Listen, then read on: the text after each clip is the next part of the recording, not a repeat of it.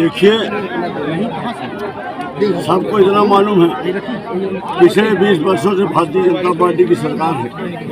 3 बार शिवराज जी मुख्यमंत्री बने और 3 ही बार सिगरौली के प्रभारी मंत्री कौन बने लगातार? आंध्रा भाई कौन बने सिगरौली के प्रभारी मंत्री? और सिगरौली में ऐसा क्या विकास कर दिया? आर्थिक राजधानी कौन है मध्य प्रदेश में? 2 हैं, 1 नंबर में सिगरौली, दूसरे नंबर पर इंदौर। सीएम साहब का और इनका रिश्ता गहरा है, उस गहरे रिश्ते को नहीं मिटाया जा सकता। और रीवा में कुशाभाऊ ठाकरे की भाजपा नहीं है, राजेंद्र शुक्ला जी के ठेके की भाजपा है। मुझे थोड़ा गलतफहमी हुई कि मंत्री नहीं है, शायद समय बदल गया है, पर नहीं, ऐसा नहीं था। ये वो चीज़ आज भी जिंदा है। अब दूसरी बात आप क्या पूछना चाह रहे हैं? सर पे आप ये सफेद कपड़ा बांध के कार्यक्रम में मतलब शामिल हो रहे हैं, क्या वजह मानते हैं? कफन बांध लिया है, मैं कफन बांध के निकल गया हूँ। जैसे ही अभी ईडी का छापा डाल रहे हैं ना, ये जेल में हमको जहर दे सकते हैं। किसके यहाँ छापा हमारे यहाँ पड़ रहा है ना आज रात। इसकी जानकारी कैसे मिली सर आपको? हमको 48 घंटा पहले अल्टीमेटम दिया गया था। किस तरीके का अल्टीमेटम है? कौन दिया सर अल्टीमेटम आपको? कोई बहुत बड़े व्यक्ति है, पार्टी की है, थोड़ा हमारे हितैषी थे। अच्छा। कल पूर्व मुख्यमंत्री दिग्विजय सिंह जी ने भी कहा था कि तो कई जगह ईडी की कार्रवाई हो सकती है, क्या ये वही कार्रवाई? मुझे वो मतलब मुझे न्यूज देखने का टाइम नहीं है, अखबार तो पढ़ नहीं पा रहा हूँ, रात 3 बजे। लेकिन ऐसा क्यों हो रहा है? सुबह निकलना जाता हूँ, मुझे किसके सारे मुझे किसी बड़े बड़े नेता ने जिनसे हमारे संपर्क रहे होंगे, उन्होंने मुझे समझाने का प्रयास किया कि मान जाओ अब है, बहुत नुकसान हो जाएगा। एक विधायकी के चक्कर में तुम्हें जो जिद पाल लिए हो, फार्म भर दियो, ये भी रिपोर्ट है कि तुम एक तरफा जीत रहे हो, पर इसके चक्कर में तुम्हारा सब तहस नहस हो जाएगा। अगर तुम हाँ करो तो मैं समझाऊं, ईडी का छापा रोकूं, नहीं तो तुम सालों जेल से नहीं छूटोगे। और तुम्हारे सब निकाल लिया गया है, कंपनियों में तुमने पत्नी का नाम लिखवा रखा है, बच्चों का लिखवा रखा है, जबकि उनका लेना देना नहीं है, पर वो सब मुजरिम बनेंगे, सब जेल जाएंगे। तो मान जाओ। किसने आपको रुकने के लिए कहा? नाम उजागर करेंगे उनका? नहीं कर सकते। मैंने 48 घंटे बाद जब भी उनका दोबारा मैसेज आया किसी के माध्यम से, तो हमने मना कर दिया। हमने कहा मरना पसंद करूंगा, लेकिन ये नहीं मैं करूँ। इसके बाद हमको एक सही मैसेज और जानकारी आ गई कि अब आप आज तैयार हो जाओ, आज आपके यहाँ सब है। मुझे मालूम है कि आज मेरे यहाँ ईडी का छापा पड़ना है, मेरे यहाँ इनको कुछ नहीं मिलेगा। जब किसी को मालूम पड़ जाए कि उसका ईडी का छापा पड़ना है तो अब मिलेगा क्या? लेकिन जब कोई इस इंटेंशन से आ ही रहा है कि इसको चुनाव से रोकना है, तो कुछ न कुछ तो तैयार कर ही लेगा, कुछ न कुछ तो पैदा कर ही लेगा।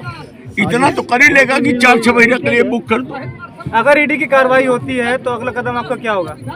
जेल के बाद चुनाव प्रचार कितना पड़ेगा कि ईडी में अगर ये हमको बस करें तो कोई दिक्कत नहीं, हमारी लड़ाई जनता लड़ लेगी, मुझे विश्वास है। लेकिन ये थोड़ा सा समझाइए, लेकिन ये हमारी कंपनियां जितनी हैं, हमारी 8-9, सब में कहीं बच्चे हैं, कहीं पत्नी है, सबका आदमी नाम लिखाते हैं। ये उनको सबको मुजरिम बना रहे और सबको जेल भेजे। हमारी पत्नी कितनी सीधी सादी आप जानते हैं, वो भी जेल गए।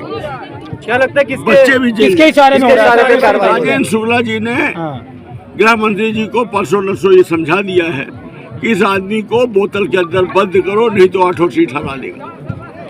और इनके कहने पर वो कन्वेंस होकर उन्होंने पूरी कार्रवाई वहाँ करा के आज यहाँ टीम उतर गई है और कल शाम तक ये कार्रवाई चलेगी और कल रात के बाद ही हमको जेल भेज देंगे। और ईडी की ये बड़ी कार्रवाई। जेल जाने से कोई डर, कुछ ऐसा कोई? मुझे जेल और जाने से डर नहीं है, मैं बचपन से लड़ते ही पैदा हुआ हूँ, मैं मरने को नहीं डरता। मैंने तो कफन बांध ही लिया है। मैं जीवन में मरने उड़ने को नहीं डरता, ना मैं और किसी चीज़ों को डरता हूँ। मुझे इतना तकलीफ जरूर रहेगी कि मेरे बच्चे जो दून स्कूल के पढ़े हैं, लंदन में पढ़े हैं, PhD हैं, साउथ एशियन हिस्ट्री में मास्टर हैं, जिन्होंने किसी को ऊंची आवाज़ में आज तक बात नहीं की है, उनको भी हमारे साथ। 2018 के चुनाव में भी आपको रोकने का प्रयास किया गया था? हाँ, नहीं 2018 के चुनाव में ये क्या रोकते, हमने तो 6 महीना पहले वो करके मैंने इनको इसे लड़ने के लिए आया था, उसमें आमने सामने की लड़ाई थी। उस समय ये हराने का प्रयास किया गया था या जिताने का प्रयास किया गया था मेरी ओर से, ऐसा नहीं था। लेकिन इस बार इनको बड़ी मिर्ची लगी। ये तो हमको बिस्कुट खिला रहे थे कि 4 दिन और टहलाओ, अंतिम में बिस्कुट दे दो, और मैं पलट के इनको तमाचा मार के निकल आया। इनकी आंखें बकते रह, अभी अंदर अंदर तड़प रहे। ऊपर से सीट जा रही, तो सीट बचाने के लिए ये रीवा संभाग में अभी ईडी यहाँ भी शुरू कर। क्या घर में विजिट हुई है सर ईडी की? मुझे पूरी जानकारी है। आज रात से लेके कल सुबह 5 बजे तक ये छापा मारते और सब कुछ कर। इस मामले में सीएम शिवराज से कोई चर्चा हुई? मैं क्यों करूँ चर्चा? मैं किसी के बाद भीख थोड़ी मांगने जाऊंगा। वो मैं उनका विरोधी हूँ। वो हाथ में जल लेकर बच्चे पे फोटो में हाथ रखकर क्या उन्होंने भी कब कसम खा दे, कब झूठ बोल दे, मैंने तो बहुत देख लिया। उन्होंने कोई चेतावनी दी कि अब वापस आ जाओ? ये सब बातें अब मैंने बताया ना कि कोई बड़े आदमी ने वापस तो नहीं बोला, पर धमकी दी थी कि मत लड़ो चुनाव, सब कुछ अभी तक का बर्बाद हो जाएगा।